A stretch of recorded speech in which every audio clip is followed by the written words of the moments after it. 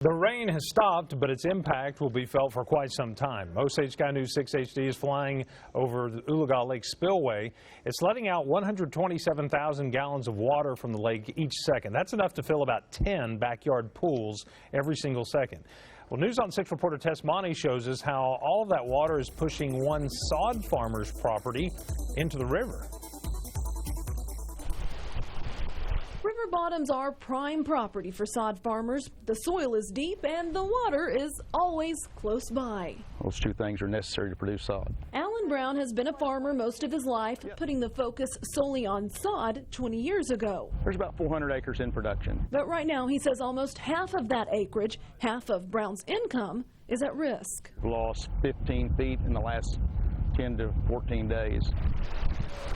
The current you see here is coming from Oologah Spillway. The water has created a new channel, putting rapids in what would normally be pasture land and also creating a severe erosion problem down on Brown's property. It's just kind of sickening to watch stuff just run away, especially when you know it's lost and it's never coming back. In all, Brown says he's lost about 8 acres to erosion. That may not seem like much, but with just a few more feet, he says when this irrigation system starts to pivot, it could fall into the river. The natural flow of a flood would have never taken my property out.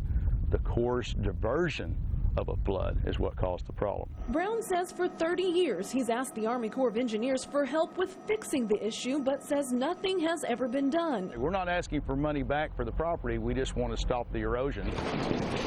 So now he's taking matters You do what you got to do.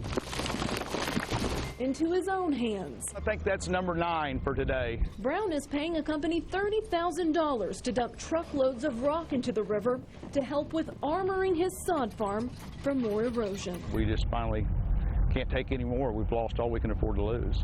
I just got off the phone with the Chief Operating Officer of the Tulsa District of the Army Corps of Engineers. He says there are plans to send someone out here to check out the erosion to see what, if anything, can be done. The only problem, he says, that won't be able to happen until the water goes down. Near Oologah, Tess Monty, News on 6.